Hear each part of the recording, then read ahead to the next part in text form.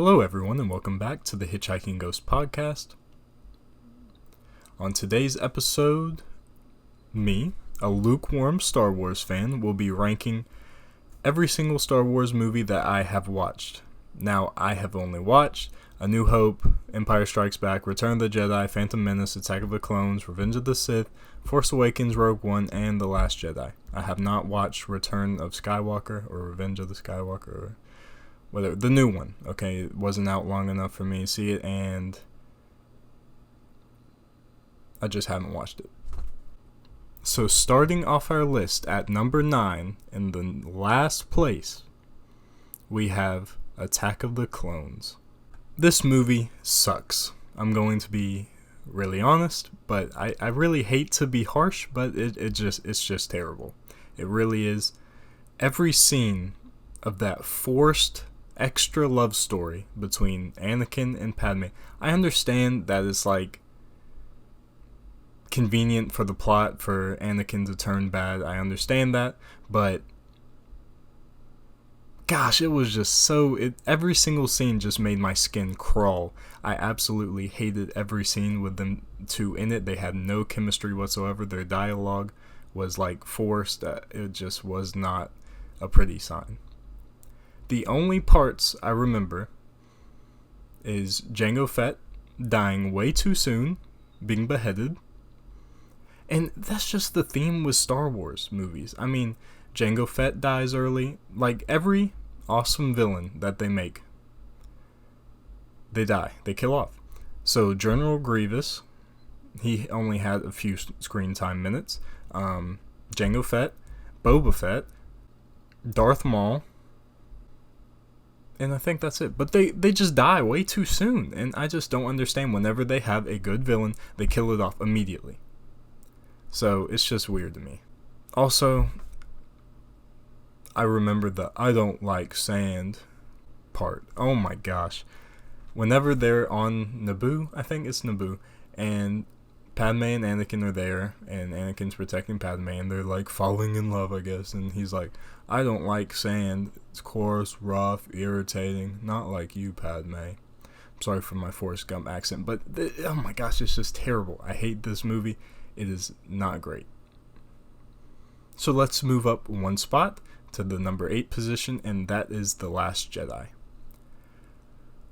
I don't like when two directors have to rewrite their work to cover what the previous director did, and that's what Rian Johnson did. Rian Johnson is a good director because he just made Knives Out, amazing film. Oh my gosh, it's such a good movie. But The Last Jedi, he tried to make it his own, which is understandable, but he just missed the mark. He really did.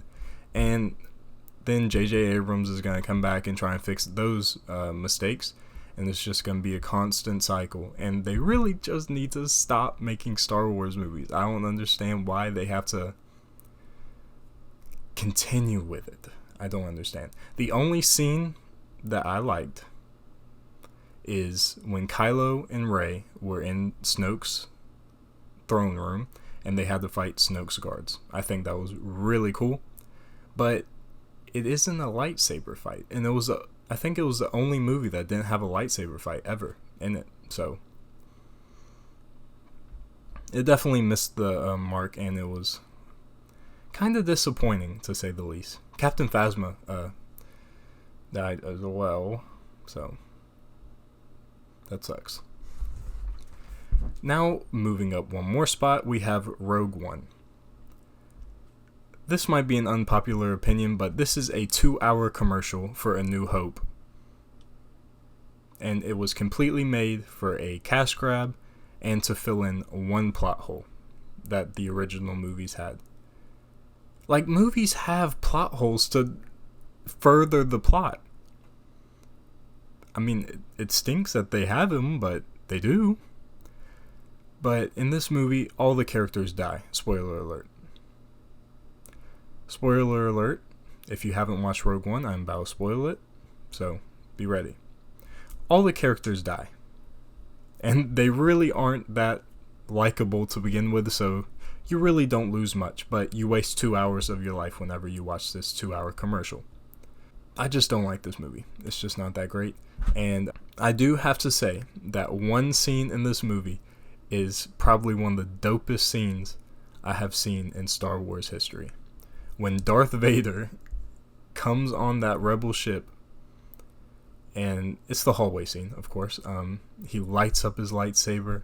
They think they're in the clear, and then you just hear Darth Vader's breath, and you're like, oh my gosh. Something's about to go down. And something does go down. All the rebels get torn up. Oh my goodness.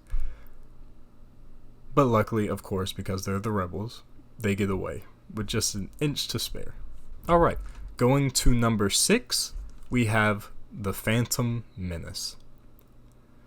This is just a mediocre movie. I don't love most of it. It has Darth Maul in it, but again, he gets like 2 lines of dialogue, and he's a really cool character, but he dies as well. That lightsaber fight with the Duel of the Fates soundtrack beneath it is probably one of the coolest scenes in Star Wars as well. It's incredible, but the movie just fails to live up to any of the other Star Wars movies, other than a few, of course. But it's just not my thing. Not really great. And then we're gonna have a bump up here, and we're at the top 5 now. And we will be talking about A New Hope Part 2.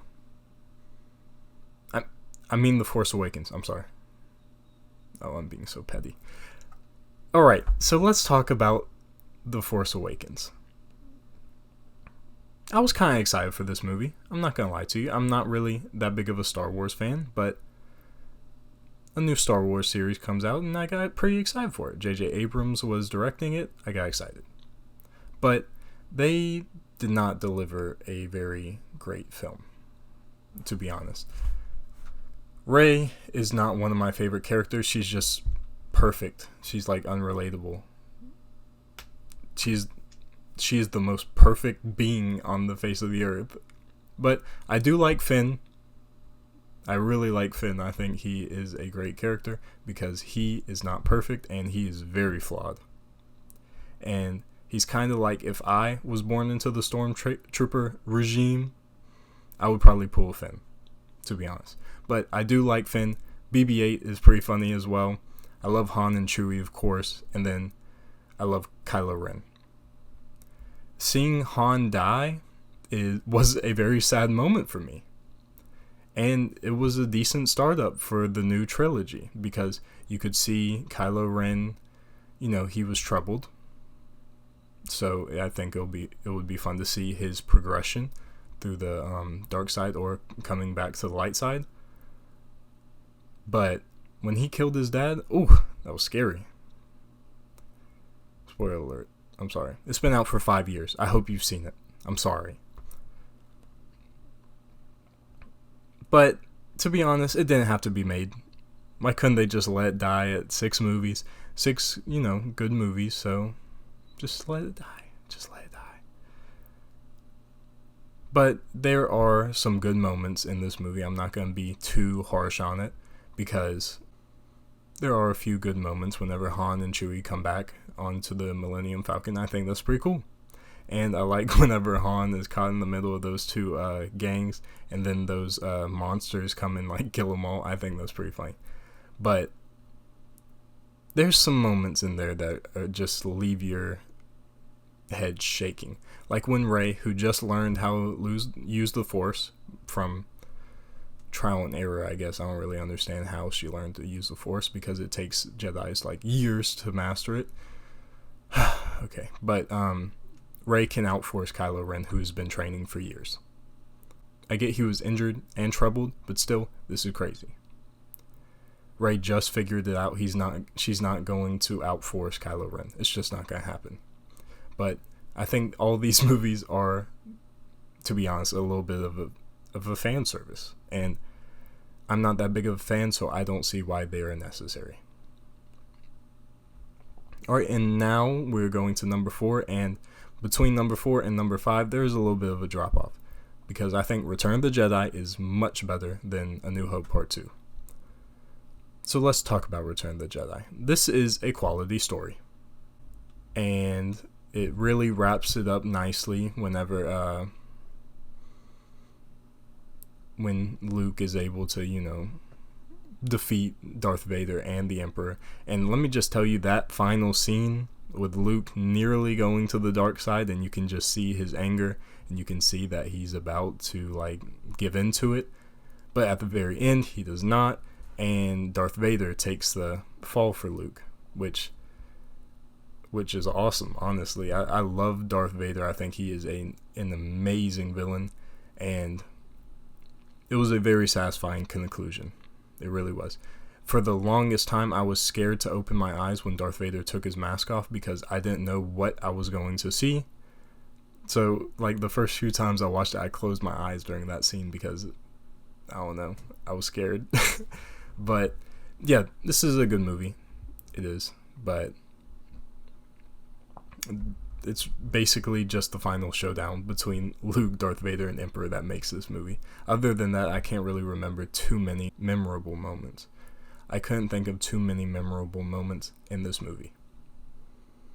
So, because of that, just sneaks into my top 5 at number 4. At number 3, we have the start of it all, A New Hope, Part 1. This is the start of one of the most successful franchises to ever happen, ever. And it's a great story and very lovable characters. I love Chewie, I love Han, I love Luke. Luke isn't as perfect as Rey, so that is the reason why I love Luke.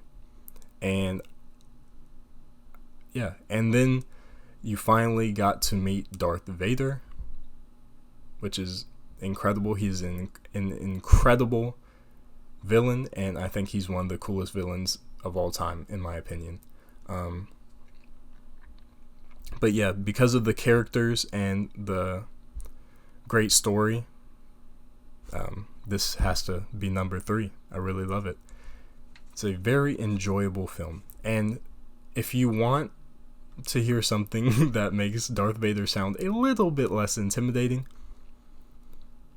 go back to I think it's on YouTube. You can just look up Darth Vader's original voice, and it's the 1977 version, so it's kind of weirdly colored, and you hear Darth Vader's voice, and it is not James Earl Jones. It really isn't, and you can tell because, oh my goodness, he does not sound intimidating in the slightest way, and you'll probably get a good laugh out of that, because Darth Vader just looks so far less intimidating. It's hilarious. Alright, and then we will be going to number 2, and that is Revenge of the Sith. Watching Anakin's character arc from not liking sand to not liking anything and being a very bad guy was awesome to me. I think this was a very entertaining movie. This movie is filled with awesome scenes, awesome conflict. I really love watching the Republic turn into the Empire, and you get to watch that progression, as well as you get to watch the Anakin progression into Darth Vader. I know this is an unpopular opinion, but Revenge of the Sith is one of the best movies that Star Wars has to offer. I love all the lightsaber battles. They have a ton of them. I even like Emperor Palpatine doing his little Jedi spin thing. I think that's pretty funny. But Emperor Palpatine as a whole is a very funny character in the prequel trilogy. I think it's pretty funny. But dang, that lightsaber battle between Anakin and Obi-Wan just made the whole movie to me. It really did. It was absolutely it was incredible. It really was. It was the best lightsaber fight of all time, in my opinion. And also, I love whenever they execute Order 66 to kill all the Jedi, and then Anakin kills all the younglings. That was something. I do have a little critique about it, the way the Jedi just went out like total wimps. I mean, they're well-trained people, and I get they got the drop on them, but it just left something to be desired. But Execute Order 66 was really cool, in my opinion. Alright, and then between number 1 and number 2, and if you have done the math correctly, you will know my number 1 is Empire Strikes Back. And I believe that there's a sizable drop-off between Empire Strikes Back and Revenge of the Sith. With a Rotten Tomatoes score of 94%, it leads all of these movies, and it leads my list as well, of course. This is a great overall story, and you get to see more character development on these lovable characters. And that's a big deal to me. I really love the character development, but it also has awesome action moments as well. This is probably the best sequel ever made. It is the perfect sequel, and it has one of the best plot twists of all time. Whenever Darth Vader and Luke have that lightsaber battle, and Darth Vader has the upper hand, and then Darth Vader says, "Luke, I am your father." It's awesome. It really is awesome. It gives me goosebumps every single time, because that is one of the most perfect scenes of all time. Just the darkness of this movie. Oh my gosh, it's so cool. Getting excited just thinking about it. But when Luke meets Yoda for the first time, I think that is awesome as well. I think Yoda is probably one of the funniest characters at the very beginning, because he played a joke on Luke. It was pretty funny. But yeah, it's such a great film. It really is. I love when Han says, "I know," and jumps into the he doesn't jump, but he gets, what is it, frozen? I don't know what type of scientific thing that is. I forgot what it was named. But this Empire Strikes Back is my favorite movie of the Star Wars series.